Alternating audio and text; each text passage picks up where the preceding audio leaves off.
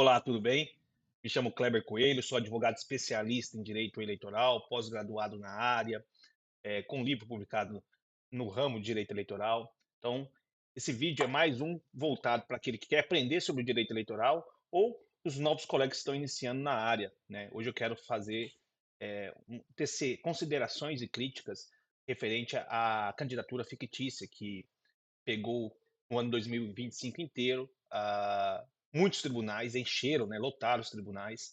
Algumas críticas e ponderações sobre esse tema, que provavelmente no ano 2026 irá continuar, porque provavelmente haverá mais candidaturas fictícias, né, fictícias assim, entre os parlamentares agora, seja estaduais, federais, né, que são as chapas proporcionais, né, que isso é só possível nas chapas proporcionais.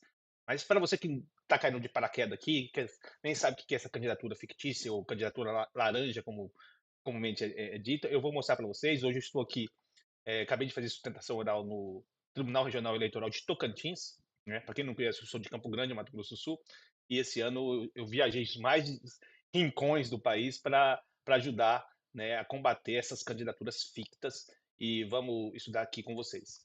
Vamos lá iniciar, ler a súmula 73? Bem, pessoal, essa aqui, estou no site do Tribunal Superior Eleitoral, TSE, essa aqui é a dita súmula 73, que foi editada no ano de 2024. Preste bastante atenção, né? Ela foi editada aqui, ó, 16 de 5 de 2024, vou chegar até mais perto para vocês. Por quê? Porque além dessa resolução, dessa súmula, perdão, tem a resolução 23735, que também foi editada ah, em fevereiro de 2024, ou seja, duas situações que foi publicada em 2024, né? Que também trata sobre o tema de candidatura ficta, no artigo 8º. Por que eu preciso que vocês se atentem a isso?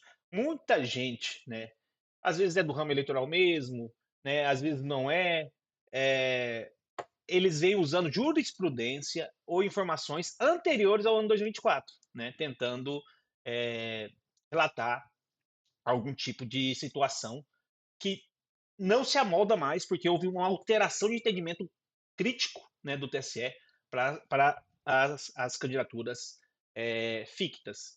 Né? Eles querem combater, né, inclusive na decisão que saiu essa súmula aqui, o ministro, então, o ministro Alexandre de Moraes, relatou que nós temos fábricas e fábricas nos municípios de candidaturas laranjas, desde que foi implantado a obrigatoriedade de 30% de candidatura feminina, que em tese não é feminina, né? Se você olhar a lei, é de 30% de gênero, né? Então, ou seja, também não pode ter uma chapa 100% de mulheres, né? Tem que ter no mínimo 30% de homens no caso, mas isso é raro, infelizmente, né? Mas vamos ao que importa. Então, o que diz a súmula? A fraude à cota de gênero consiste no desrespeito ao percentual 30% das candidaturas femininas, nos termos do artigo 10, parágrafo 3º da Lei 9.504 de 97. Configura-se a presença de né, olha só um ou alguns dos seguintes elementos, quando fatos e circunstâncias, isso aqui tem que ser o mais importante, ó, no caso concreto assim permite, ou seja, eu preciso só apenas de um dos fatos, só um, né, dos fatos e circunstâncias do caso concreto. Ou seja, além de um desses elementos, eu preciso ver a circunstância do fato em concreto, do caso em concreto. Cada caso é um caso. Então vamos lá. Votação zerada ou inexpressiva, né? E essa inexpressiva depende, varia de município para município, né? Prestação de contas zerada, padronizada ou ausência de monitoração financeira.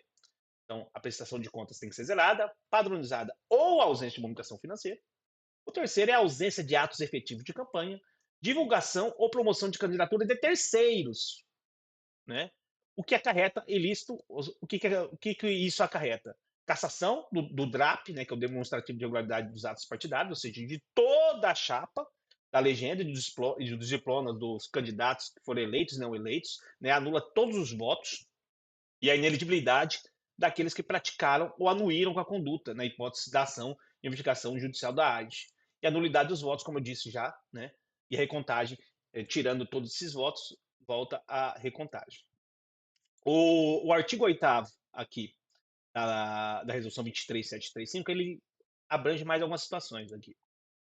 A fraude lesiva ao processo eleitoral abrange atos que possam iludir, confundir, ludibriar o eleitorado, adulterar processo de votação e simulações e artifícios empregados com a finalidade de conferir vantagem indevida a partido político, federação, candidato ou candidata que possa comprometer a normalidade das eleições e os mandatos eletivos. Configura-se fraude à lei para fins eleitorais a prática de atos com aparente legalidade, mas destinados a frustrar o objetivo das normas eleitorais cogentes. A obtenção de voto zerado ou irrisório de candidatas, né, prestação de contas idênticas, movimentação financeira, idêntica à movimentação financeira e ausência de atos efetivos de campanha em benefício próprio são suficientes para evidenciar o propósito de burlar o cumprimento da norma que estabelece a cota de gênero. Conclusão não afastada pela afirmação não comprovada de existência tácita, que acontecia muito. Ah, eu desisti, mas a desistência tácita não afasta essa situação.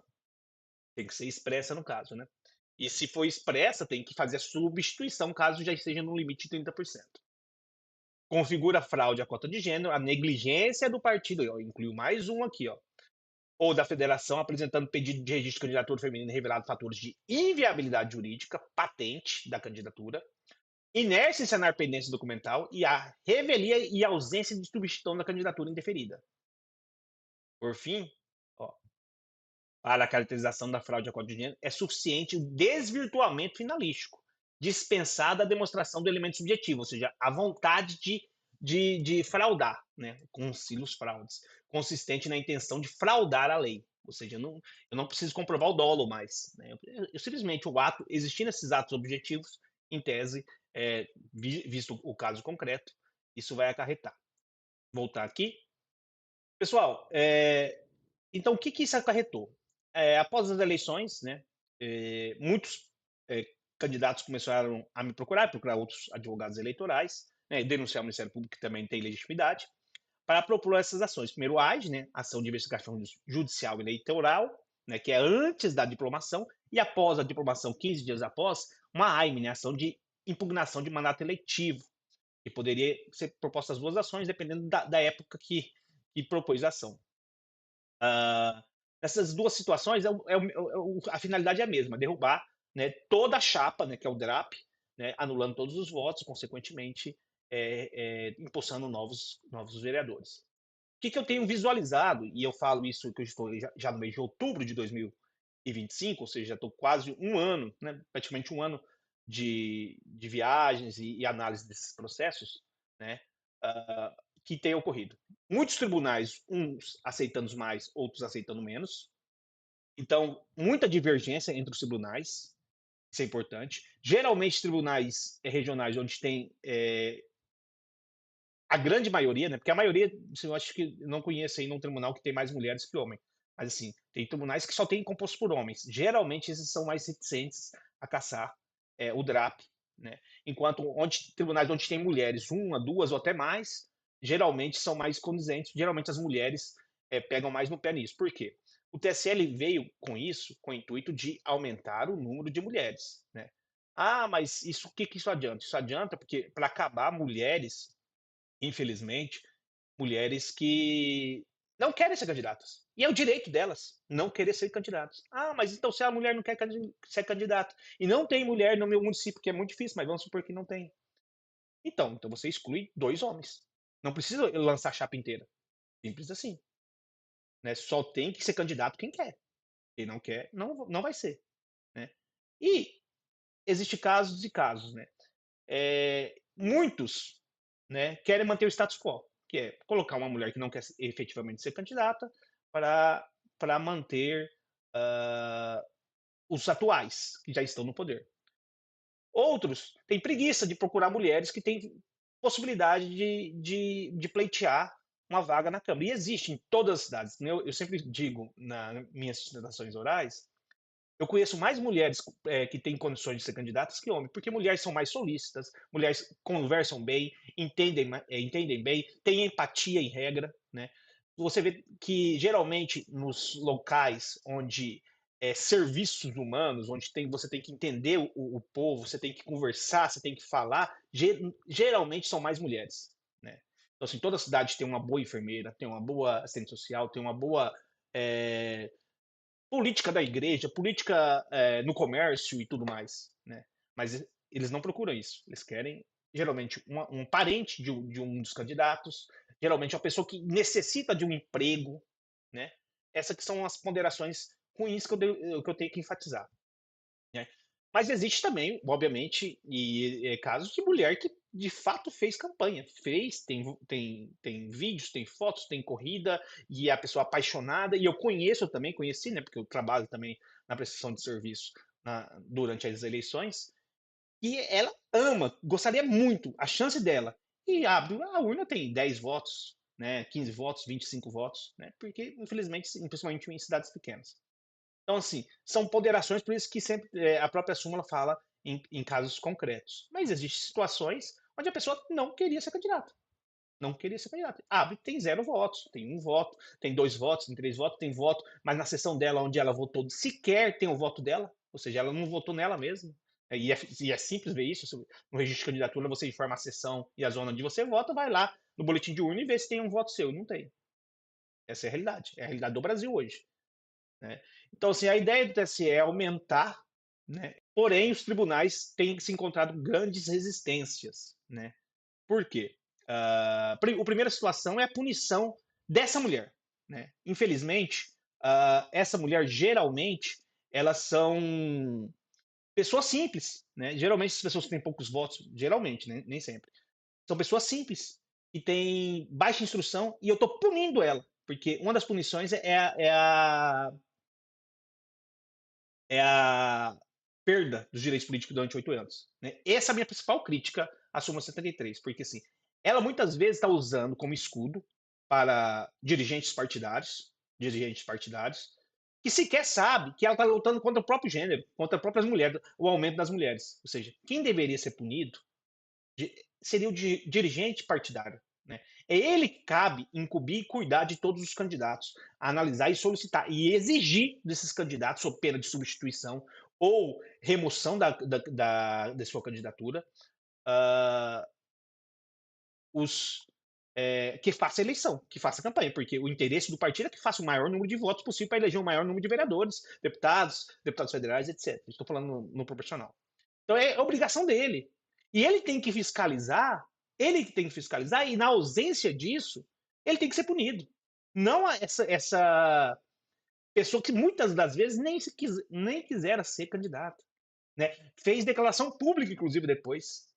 Né? Isso que é minha maior crítica. Para mim, deveria punir o dirigente, não essa moça, que muitas vezes é uma pessoa simples, que sequer tinha noção de todo o gravame que faz a próprias mulheres, a outras mulheres e tudo mais. Então, são essas situações ponderadas. Outra situação específica é quando esse ato vem acarretando a derrubada de uma mulher que já está na Câmara, a inclusão de um homem. Né? É uma outra situação, mas ao meu ver, que não cabe distinção, caiu, caiu, fez fraude é fraude e tem que ir. Né? Então, assim, são situações e situações que cabe vocês, né, ao analisar o caso, averiguar, e precisam também, o ônus probandi, ou seja, quem deve provar é quem entra com a ação. Então, assim, você tem que solicitar muita testemunha, solicitar documentação, fazer uma análise prévia, sob pena de sequer ser improcedente, mesmo com 1 ou 2 ou 3, inclusive, preenchimento da súmula, porque tem que ter prova robusta. Né?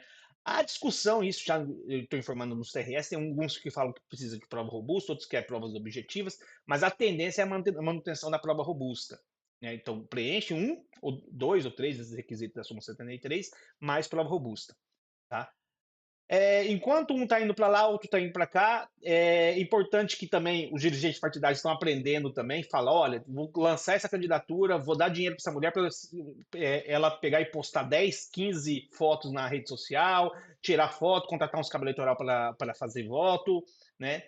E isso vai dançando conforme a política, e você sabe como que quem vive, né, vivencia essa área, sabe como funciona, e vocês que estão entrando sabem que a política ela vai se transformando, né? Vai se transformando.